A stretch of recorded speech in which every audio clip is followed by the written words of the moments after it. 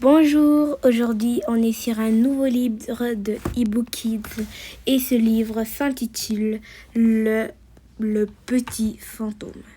J'espère que vous aimeriez cette histoire et on commence.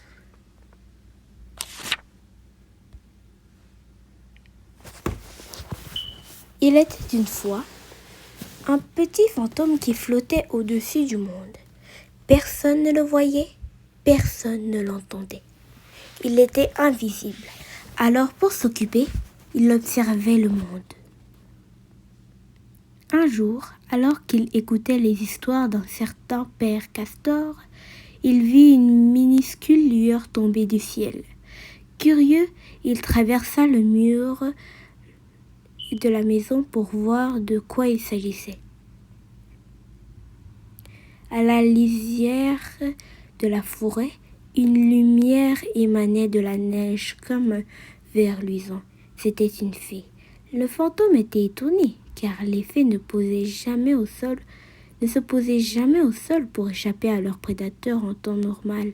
Il observa la fée de plus près et comprit pourquoi la fée était tombée. Une de ses ailes était cassée.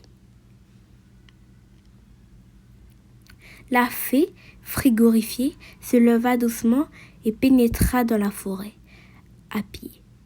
Le fantôme décida de la suivre. Un petit pas après l'autre, elle marcha en esquivant les pierres. Le fantôme aurait bien aimé l'aider, la consoler, lui dire quelque chose, mais quand il essaya de la toucher, il la traversa seulement.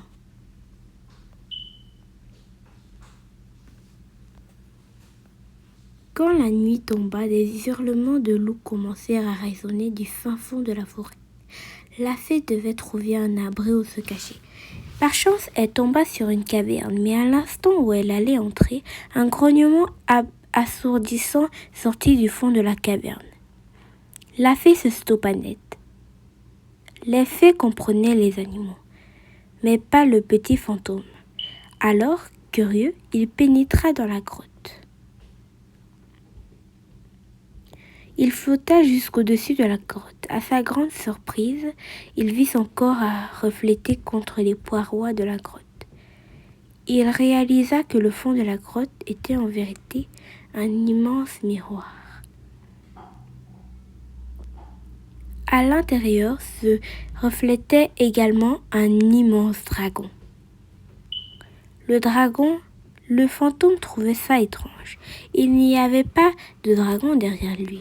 Le dragon semblait piégé à l'intérieur quand soudain, il en sortit miraculeux.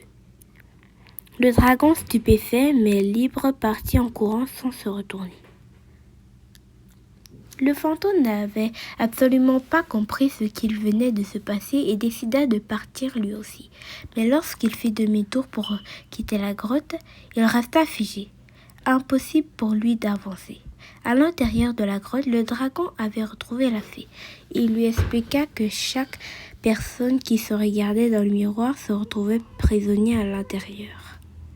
Cela faisait un siècle qu'il en était prisonnier.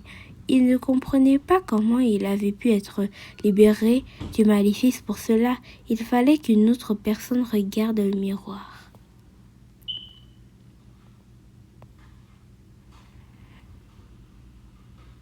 Or, il n'avait vu personne. Sans se poser plus de questions, la fée grimpa sur le dos du dragon, puis ils s'envolèrent tandis que le petit fantôme que personne ne pouvait voir se retrouva piégé dans le miroir. C'est la fin. Je suis désolée pour les cœurs sensibles et j'espère que vous avez aimé cette vidéo. Au revoir.